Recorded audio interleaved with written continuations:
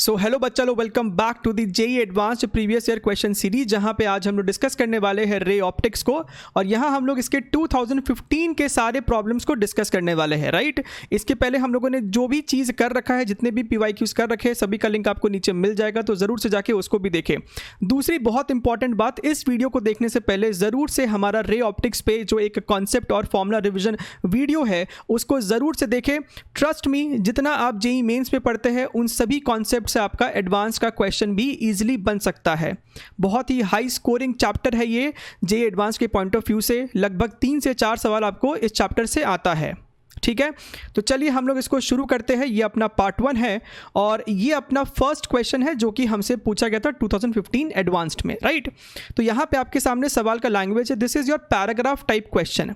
यहाँ पे आपको एक पैराग्राफ दिया हुआ है, आपको समझाया जा रहा है कि न्यूमेरिकल अपर्चर क्या है, right. So a light guidance in an optical fibre can be understood by considering a structure comprising of thin solid glass cylinder of refractive index N1 और सराउंडिंग का N2, ठीक है। तो यहाँ पे आप ध्यान से समझिए, ये बेसिकली आपको एक ऑप्टिकल फाइबर है। ये वाला अंदर वाला मीडियम का रिफ्रैक्टिव इंडेक्स N1 है और यहाँ वाला मीडियम का रिफ्रैक्टिव इंडेक्स N2 है, जिसे यहाँ पे क्लैडिंग बोला जा रहा है, ठीक है। अब आपका जो सिग्नल है, आपका जो रे है, वो इस कोर में ट्रैवल करने वाला है और TIR होता है, तो इस तरीके से ये आगे प्रोपोगेट करता है, ठीक है। बढ़िया है। अब यहाँ पे जो कॉन्सेप्ट यूज़ होने वाला है वो बिल्कुल वही कॉन्सेप्ट है जिसके ऊपर जेई मेंस में भी पहले 2 से 3 बार सवाल पूछा जा चुका है। तो क्या है यहाँ पे ये न्यूमेरिकल अपर्चर, इसे समझते हैं। चलिए, ऑल द रेज, ध्यान से पढ़िएगा, all the rays with the angle of incidence I less than a particular value Im are confined in the medium of refractive index N1. The numerical aperture Na of the structure is defined as sin Im. समझिएगा, बात को समझने की कोशिश कीजिएगा। अगर आप यहाँ पे ध्यान से देखिए, आपको ये कुछ एंगल ऑफ इंसिडेंस हो गया, this is your angle of incidence. अब यहाँ से आपका रिफ्रैक्शन हुआ है और इस पॉइंट पे आप चाहते हो कि TIR हो जाए, बात समझ में आ रहा है। अब अगर आपने इस एंगल को बढ़ाया, किस एंगल को, अगर आपने इस एंगल ऑफ इंसिडेंस को यहाँ पे बढ़ाया इस तरीके से, let us choose some different colour, आपने इस तरीके से अगर इस एंगल को बढ़ाया है तो आप देख सकते हैं ये अब आपको कुछ ऐसा हो जाएगा। And now this angle decreased. अगर ये एंगल आपका θ1 है तो ये एंगल θ2 जो है वो डिक्रीज कर गया, राइट। यानी कि एक ऐसा स्कोप हो सकता है कि ये θ2 क्रिटिकल एंगल से छोटा हो जाए तो आपको फिर TIR नहीं होगा। इसका मतलब है कि एक मैक्सिमम वैल्यू होगी यहाँ पे Im, जिसके लिए यहाँ पे आपको TIR पॉसिबल होगा। इससे ज़्यादा अगर आपको एंगल यहाँ पे हो जाएगा, so this angle theta will decrease below critical angle और फिर आपको TIR नहीं होगा। तो हमसे कहता है कि ये जो साइन ऑफ Im होगा ना, साइन ऑफ Im, उसको बोलो न्यूमेरिकल अपर्चर, ठीक है, न्यूमेरिकल अपर्चर। तो ये हमको यहाँ पे पैराग्राफ में एक थ्योरी समझा दी गई है। अब इसके बेसिस पे हमको आगे चल के प्रॉब्लम को करना है। तो इसमें हमसे 2 पार्ट क्वेश्चन पूछा गया था। ये अपना फर्स्ट पार्ट है, पार्ट ए, ठीक है। पार्ट ए में हमको 2 डिफरेंट स्ट्रक्चर दिया हुआ है, ध्यान से देखिएगा। For 2 structures namely S1 structure में N1 N2 की अलग अलग वैल्यूज़ है, N1 की इतनी है, N2 की इतनी है, और जो S2 स्ट्रक्चर है उसमें N1 और N2 की ये वैल्यूज़ है, right. And taking the refractive index of water to be 4/3 and air to be 1, the correct options is are. कौन से सही ऑप्शन है, यानी कि मोर देन 1 करेक्ट इसमें होगा, ठीक है। अब यहाँ पे सवाल का डिफ़िकल्टी क्यों बच्चों को ऐसा महसूस होता है, क्योंकि सवाल का रीडिंग जो है वो लंबा है, ठीक है। तो बच्चा यहाँ तक आते आते ही कंफ्यूज हो जाता है कि क्या करे या ना करे। अगर आप इसको पेशेंटली करें तो आपको समझ में आएगा कि सवाल सॉल्वेबल है और इजी है, ठीक है। तो ज़रूर इसको आप पहले खुद से एक ट्राई दीजिए। इसका क्वेश्चन का PDF नोट्स भी आपको नीचे मिल जाएगा, आप वहाँ से भी ट्राई कर सकते हो, फिर आके सोल्यूशन को देख सकते हैं, ठीक है। बढ़िया है। अब यहाँ पे हमारे पास 4 डिफरेंट सिचुएशन है, हमको जज करना है। Numerical aperture of S1 immersed in water is the same as that of S2 immersed in a liquid of refractive index so and so. तो सबसे पहले हम लोग क्या करते हैं ना, हम लोग न्यूमेरिकल अपर्चर का एक जनरल टर्म पता कर लेते हैं for structure 1 and structure are you getting my point? समझिएगा, तो हमने अभी अभी ये बात जज कर लिया कि ये जो एंगल है, अगर न्यूमेरिकल अपर्चर की बात की जाए, अगर ये एंगल IM है, राइट, तो हम लोग लिमिटिंग केस की बात कर रहे हैं यहाँ, यानी कि यहाँ पे आपको क्रिटिकल एंगल रहा होगा ये थीटा, तो यहाँ पे आपको जो रिफ्रैक्शन हुआ तो 90 डिग्री यहाँ पे बन जाएगा। समझिएगा बात को, ये आपको 90 डिग्री बन गया होगा, right. So let us try to understand something, let us try to find a relation between numerical aperture and this n1 and n2। ठीक है, बढ़िया है। समझिएगा, तो हमने क्या किया, हमने इस पूरे स्ट्रक्चर को एक मीडियम में डुबो दिया। समझिएगा, ये पूरा का पूरा स्ट्रक्चर जो है it is surrounded by a medium of refractive index n, क्योंकि हमें जो 4 ऑप्शन आपको आगे मिलने वाला है उसमें कभी कभी मीडियम को वाटर में रखा गया है और कभी कभी स्ट्रक्चर को वाटर में रखा गया और कभी कभी इसे एयर में रखा गया है। तो इसके लिए हमें एक जनरल टर्म बनाना होगा in terms of some general refractive index. बढ़िया है, तो सबसे पहले आप यहाँ पे लगा के देखिए स्नेल्स लॉ। इस पॉइंट पे अगर आप स्नेल्स लॉ को लगाएंगे तो आपको क्या मिलने वाला है, ध्यान से देखिए। आप लिखेंगे यहाँ पे n into sine i, n into sine i is equal to ये वाला एंगल, और अगर ये एंगल थीटा है तो ये एंगल आपका हो जाएगा 90 माइनस थीटा, यानी कि ये आपको हो जाएगा n1 into sign of 90 minus theta. ठीक है, आई होप ये वाला पॉइंट क्लियर है।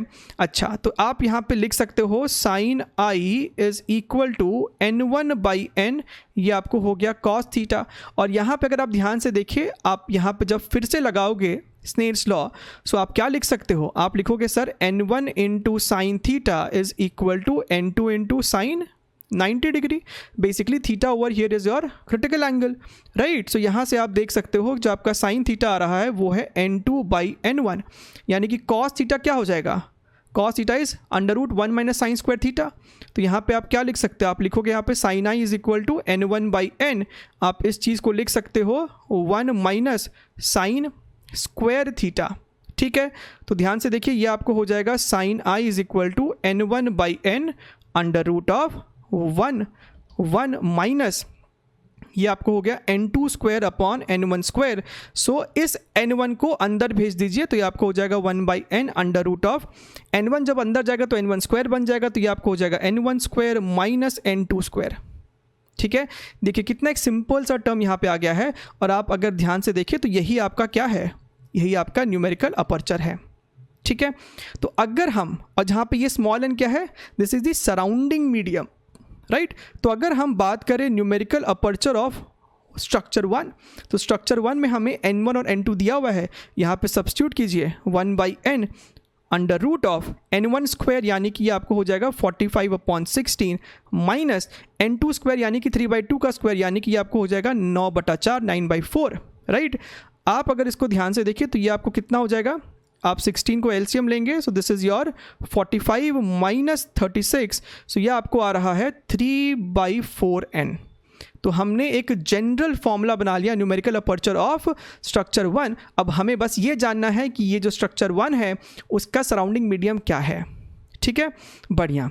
अब दूसरी बात करते हैं न्यूमेरिकल अपर्चर ऑफ स्ट्रक्चर 2, तो ये अपने आपको हो जाएगा 1 by n √n1 square minus n2 square. So 8/5 का स्क्वायर माइनस 7/5 का स्क्वायर, सो हमको दिख रहा है कि this is going to be 25, और न्यूमरेटर में आ जाएगा 64 minus 49, so this is equal to 1 by n √15/25, so this is your 1 by n √3/5।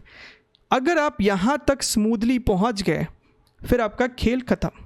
Now the question is almost over, right. तो ये दोनों चीज़ हम लोग अब आगे यूज़ में लेने वाले हैं टू सॉल्व द क्वेश्चन। ठीक है, चलिए आगे बढ़ते हैं। So we have found out this thing, ध्यान है ना, अभी जस्ट हमने पिछले स्लाइड में ये डिराइव कर लिया था, ये डिराइव कर लिया था। अब हमको बस एक एक करके चारों ऑप्शन को चेक करना है। तो ऑप्शन नंबर ए में क्या बोलता है, numerical aperture of system 1 structure 1 immersed in water, immersed in water, तो निकालिए Na1 3/4, और नीचे में n क्या हो जाएगा, refractive index of water which is your 4/3, so 4/3 this is your 9/16 is the same as that of structure 2 immersed in a liquid of refractive index this one। तो चलिए देख लेते हैं। This is your under root of 3/5 multiplied by 1/n है, तो इसको उलट दीजिए, इसको रिवर्स कर दीजिए। सो 3 अंडर रूट 15 16 लाइक दिस। तो आप देख सकते हैं ये जो 5 है इस 15 को कट करेगा तो अंडर रूट 3 बचने वाला है। So root 3 into root 3 3, 3 into 3 9 and this is equal, ये बराबर आ गया, यानी कि ऑप्शन नंबर ए जो है वो सही था। इसी तरीके से आप बी को चेक करेंगे, आप सी को चेक करेंगे और आप डी को चेक करेंगे, ठीक है। Okay, let us check one more for you, ठीक है। So Na of S1 immerse in liquid of refractive index 6/√15। तो आप देखिए यहाँ पे Na1 इज इक्वल टू 3/4 और डिनोमिनेटर में अपना क्या है 6/√15। सो ये अपना आ रहा है √15 डिवाइडेड बाई 8। इसी तरीके से अगर आप Na2 को चेक करें तो हमसे कहता है कि S2 emerged in water, S2 emerged in water, तो n की जगह आप लिखोगे 4/3, तो ये आपको हो जाएगा 3/4 अंडर रूट ऑफ 3/5। और ये दोनों किसी एंगल से सेम नहीं दिख रहा है, मतलब ये गलत है, ठीक है। इसी तरीके से आप सी को चेक करोगे, आप डी को भी चेक करोगे। सो व्हेन यू चेक सी तो आपको सी सही मिलेगा और आपको डी गलत मिलेगा, राइट। तो आप देख सकते हैं सवाल डिफिकल्ट नहीं है, लेकिन इसको पेशेंटली थोड़ा सा हमको सॉल्व करना चाहिए था। बढ़िया है। अब इसका पार्ट 2 भी है, चलिए उसको भी देख लेते हैं। ये तो फेयरली सिंपल वन है। If two structures of same cross section area but different numerical aperture Na1 and Na2, ठीक है, जहाँ पे आपका numerical aperture of 1 is more are joined longitudinally, ठीक है, एक के आगे एक लिखा हुआ है, the numerical aperture of the combined structure is going to be what, ठीक है। आप ध्यान से समझिएगा। तो ये आपके सामने एक सिस्टम है जिसका न्यूमेरिकल अपर्चर Na1 है और ये Na2 है, ठीक है। सो अगर हम बात करें न्यूमेरिकल अपर्चर का तो ये एंगल से ही संबंधित है, ये चीज़ जो है आपको एंगल से रिलेटेड होता है। ये एंगल हमने बोला लेट अस से I1 है और इस केस में ये वाला जो एंगल है लेट अस से I2 है। तो अगर Na1 ज़्यादा है Na2 से तो हम कह सकते हैं एंगल I1 भी ज़्यादा हो गया एंगल I2 से, एंगल I2 से। I2 छोटा एंगल है और I1 एक बड़ा एंगल है। बात समझिएगा, बात समझिएगा। ये जो एंगल होता था वो क्या है, this is the maximum angle.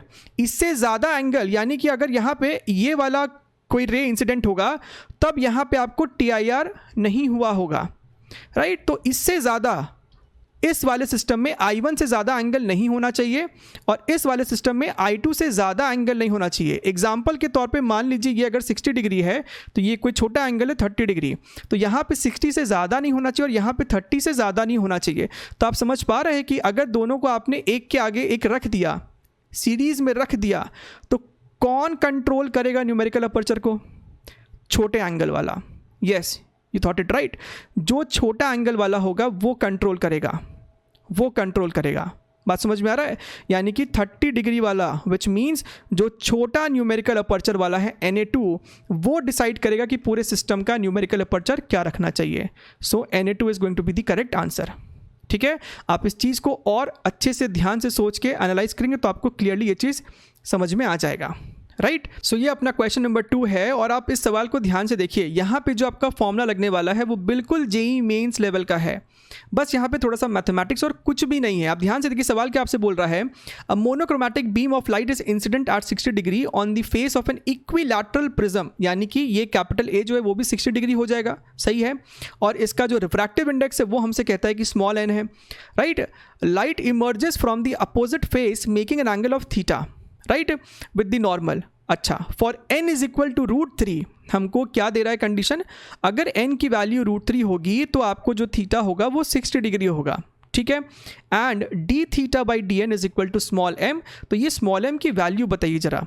So basically सबसे पहले हमें थीटा और n में, यानी कि this theta as a function of refractive index derive करना होगा, उसे आप डिफ्रेंशिएट करेंगे और आपको रिजल्ट निकल के आ जाएगा, ठीक है। अब बात होता है कि थीटा हम कैसे निकालें रिलेशन, तो ये सब काम तो हम लोग ईजिली कर सकते हैं, बस थोड़ा सा पेशेंटली इसको इक्वेशन को बनाना होगा।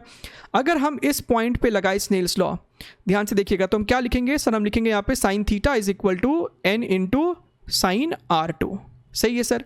अच्छा, अगर आप ध्यान से देखिए साइन थीटा को ऐसे छोड़ दीजिए n, और क्या हम इस R2 को अगर आपको ध्यान में हो तो R1 प्लस R2 आपका होता है कैपिटल A, यानी कि हम इस R2 को लिख सकते थे capital A which is your 60 degree minus R1। तो यहाँ पे सब्स्टिट्यूट कर दीजिए इस बात को, ठीक है। तो ये आपका हो जाएगा साइन R2 की जगह 60 डिग्री माइनस R1, ठीक है। अच्छा, तो आप इसे क्या लिखोगे, sine theta is equal to N, आप यहाँ पे ब्रैकेट को खोल दो, राइट, इसको साइन A माइनस बी को खोल दो, तो ये आपको हो जाएगा sine A cos B minus cos A sine B, right. तो ये आपको हो जाएगा √3/2 cos R1 minus 1/2 multiplied by sine R1, ठीक है। अब इस पॉइंट पे भी लगा दो स्नेल्स लॉ, तो लगाइए, ये आपको हो जाएगा sine of 60 degree is equal to N into sine R1, ठीक है।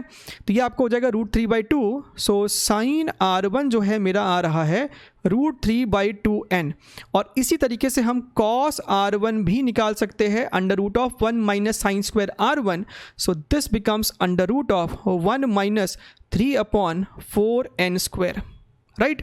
चलिए अब इसको यहाँ पे डाल दीजिए, तो ये आपको हो जाने वाला है sine theta is equal to N bracket √3/2, और यहाँ पे एक और बड़ा सा रूट डाल दीजिए, 1 minus 3/4N square minus of half sine R1 is this much, तो ये आपका बेसिकली हो जाएगा √3/4N, राइट। अच्छा, अब यहाँ पे एक और काम करो, इस स्मॉल n को ना अंदर भेज दो, आपको फ़ायदा दिखाई दे देगा, देखिएगा। तो ये आपको हो जाएगा sine theta is equal to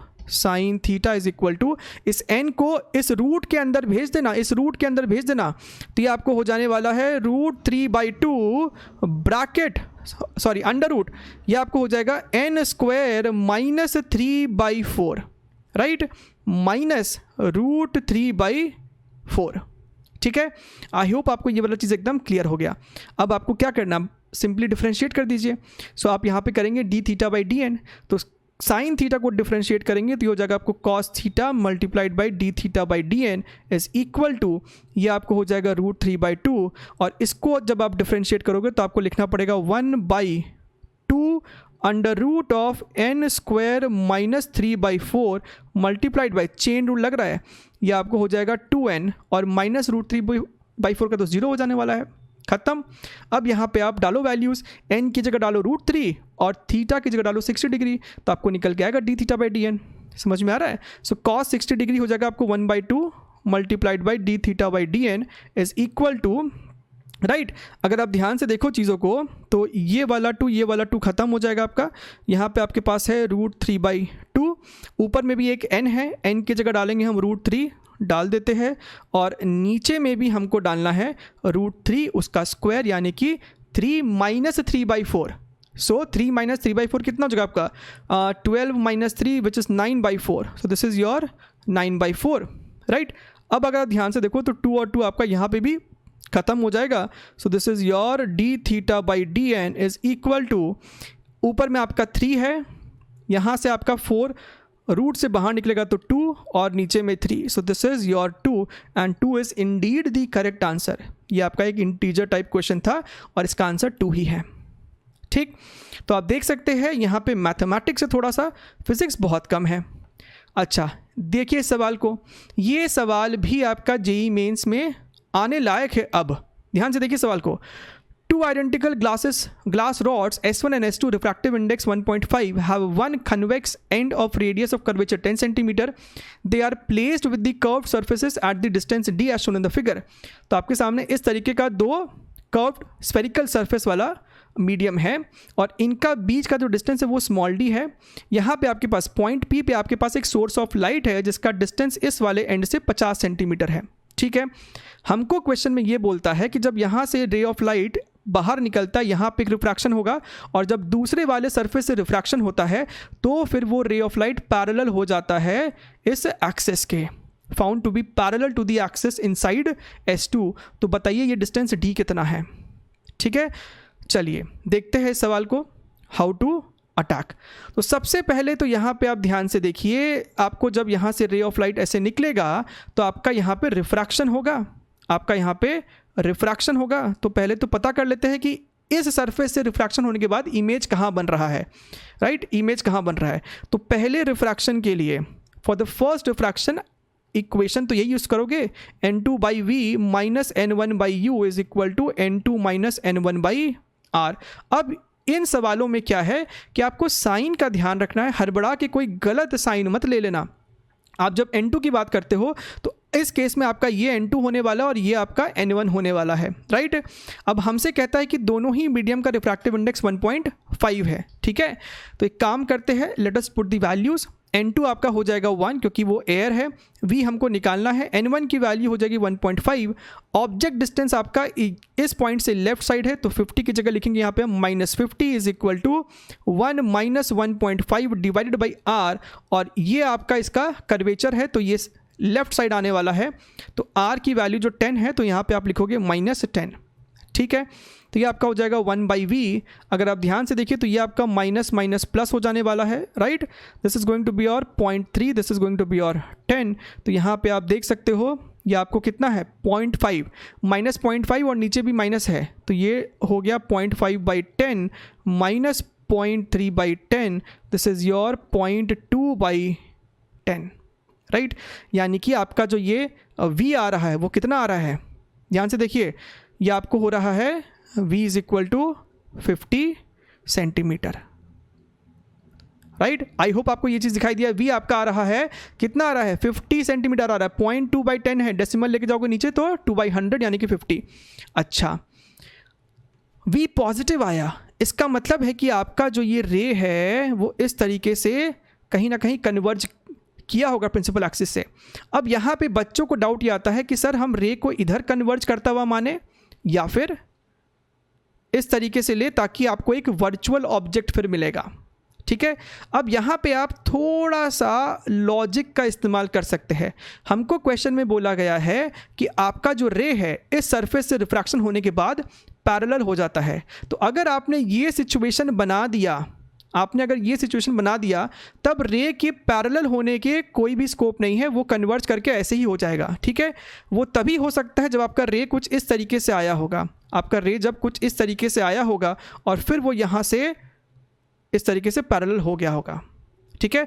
तो रे डायग्राम से भी हमको समझ में आ रहा है कि आपका जो रे है वो पहले इस पॉइंट पे कहीं कन्वर्ज हुआ होगा, यानी कि ये जो डिस्टेंस है आपका, ये आ गया है आपका कितना 50 सेंटीमीटर, राइट।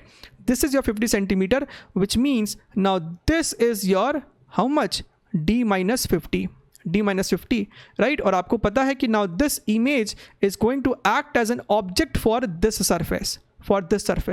तो अब आप दूसरी बार लिखेंगे इक्वेशन, फिर से आप यही लिखोगे n2, लेकिन अब आपका n2 और n1 डिफरेंट हो जाएगा, तो ध्यान से देखिएगा चीज़ों को, n2 माइनस n1/r, राइट।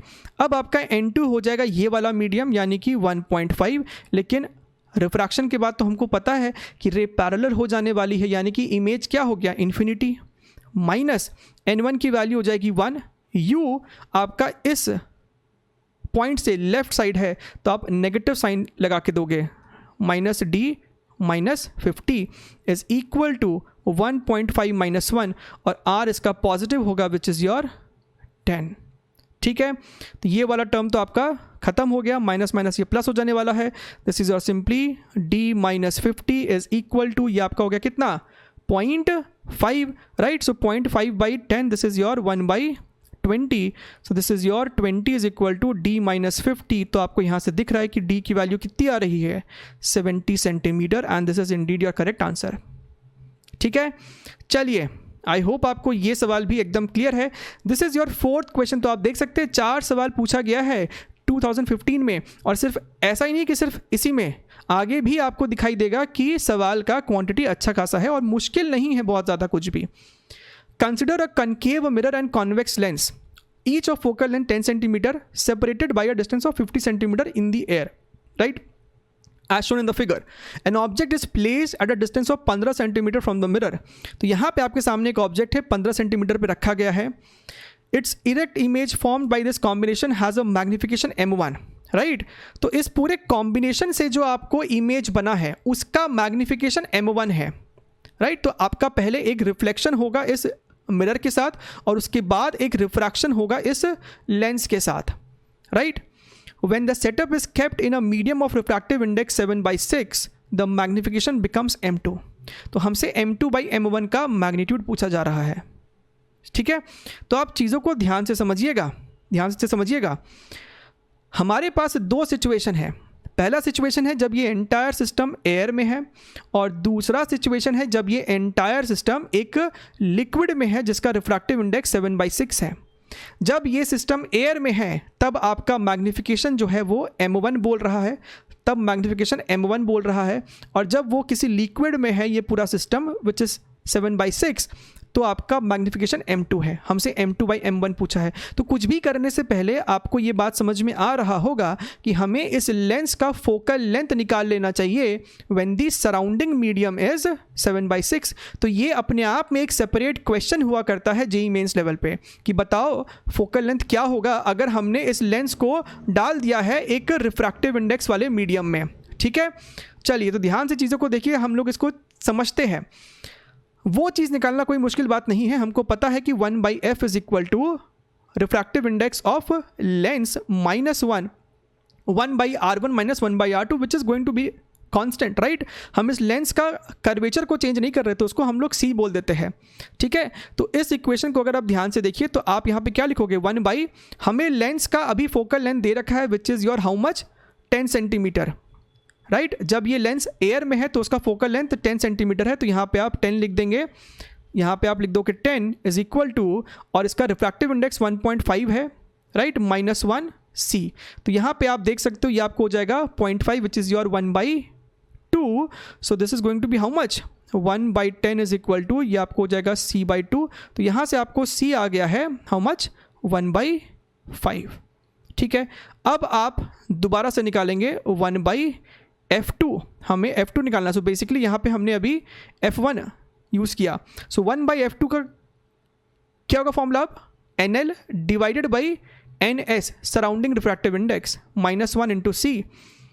तो ये आपको हो जाएगा 1/f2 is equal to nl है 1.5 डिवाइडेड बाई ns है अपना 7/6, तो 6 ऊपर चला जाएगा -1 मल्टीप्लाइड बाई c की जगह आप लिखोगे 1/5, ठीक है। तो ये आपको कितना हो जाएगा 9/7 -1 यानी कि 2/7 इंटू 1/5।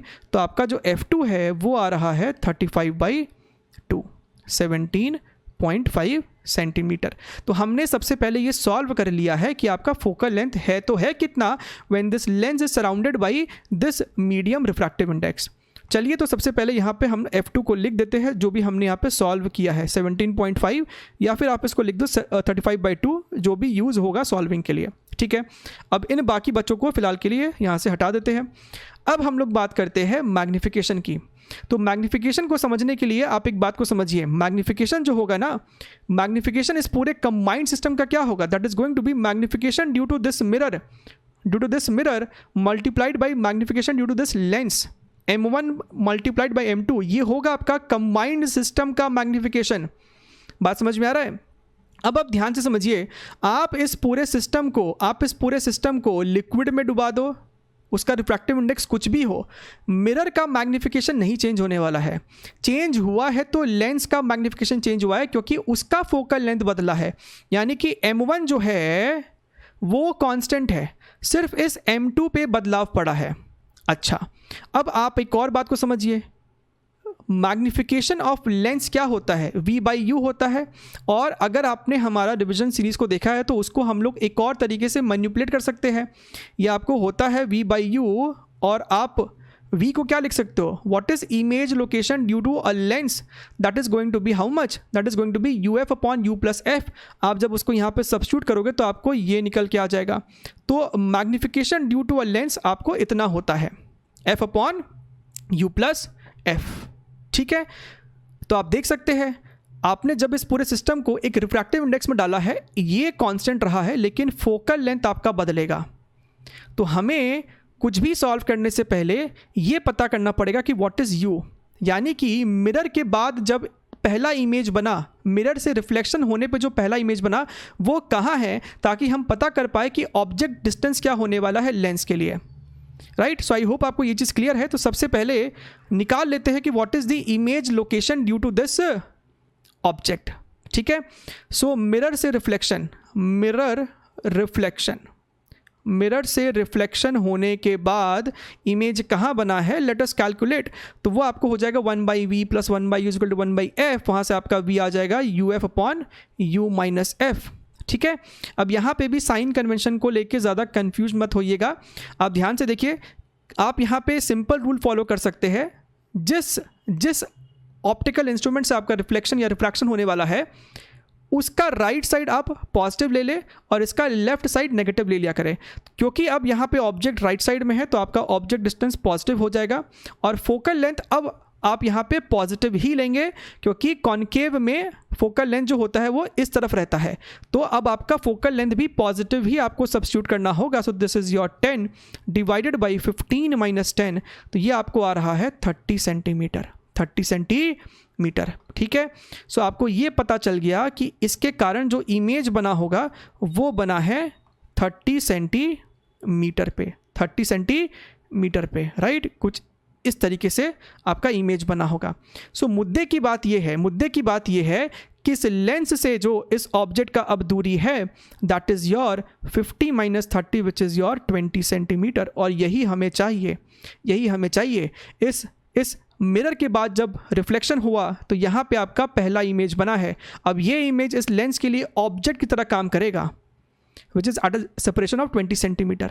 ठीक है, तो अब हम लोग यहाँ पे सीधे लिखने जा रहे हैं m2/m1 जो हमसे पूछा गया है। बात को ध्यान से समझिएगा। M2 यानी कि magnification of this entire setup when the setup is inside a liquid of refractive index 7/6, तो वो आपको हो जाएगा simply magnification of mirror multiplied by magnification of this lens, right. लेकिन कब, जब ये एक मीडियम में डूबा पड़ा है, तो इसे L2 बोल दो, डिवाइडेड बाई M1 क्या हो जाएगा, magnification of mirror multiplied by magnification of lens जब सराउंडिंग मीडियम एयर था। तो ये दोनों आपका कट जाने वाला है। अब मैग्निफिकेशन ऑफ लेंस का फॉर्मूला क्या होता है, हमने अभी जस्ट देखा था, f/u + f। तो आप यहाँ पे लिखोगे, क्या लिखोगे sir, f2/u + f2 divided by f1/u + f1। और u दोनों ही सिचुएशन में सेम है, u आपका 20 सेंटीमीटर ही होने वाला है। तो यहाँ इसको हम लोग लिख सकते हैं f2 multiplied by u + f1 divided by f1 multiplied by u + f2। अब यहाँ पे आपको सिर्फ वैल्यूज़ को डालना है, लेकिन साइन का ध्यान रखेंगे, राइट। फोकल लेंथ जो है आपको यहाँ पे पॉजिटिव रहेगा। यहाँ पे आपका ऑब्जेक्ट जो है इस लेंस के लेफ्ट साइड है, राइट। तो f2 जो है आपका पॉजिटिव है विच इज़ योर हाउ मच, 35/2। सो आपने यहाँ पे लिख दिया इसको 35/2 multiplied by u + f1। What is u is your -20। तो इस बात का ध्यान रखें, -20 + f1 which is your 10, right, whole divided by f1 which is your 10 multiplied by -20 + 35/2। ठीक है, अब इसको आपको सिंपली सॉल्व करना है, राइट। ये आपका हो जाएगा 5/7 and this is your 5/2। So this is your 7/4 multiplied by, ऊपर में आपका है -10 और नीचे में आपका कितना हो जाएगा, this is your -40 + 35 that's your -5। So this is -5 और ऊपर में आपका एक 2 चला जाएगा, माइनस आपका प्लस हो जाने वाला है। तो आप ध्यान से देखिए, तो ये आपको 2 है, 2 2 4 ये सब कैंसिल हो जाएगा और आपको बचने वाला है सिर्फ 7 and 7 is Indeed your correct answer. तो इस सवाल का सही जवाब 7 ही है। ये जो आपका रेशियो आने वाला दैट इज़ और m2/m1 7 है। ठीक है, तो आप देख सकते हैं जो भी यहाँ पे फॉर्मूला या कॉन्सेप्ट यूज़ हुआ है सब आपके दायरे में ही है, बस इसको थोड़ा सा पेशेंटली सॉल्व करना है आपको, राइट। चलिए, आई होप आपको ये पूरा सेशन समझ में आया है, क्लियर भी हुआ होगा। ज़रूर से सेशन को लाइक कर दीजिएगा, चैनल को सब्सक्राइब कीजिएगा और हम लोग और ऐसे ही PYQs में मिलते रहेंगे। तब तक के लिए take care and bye bye.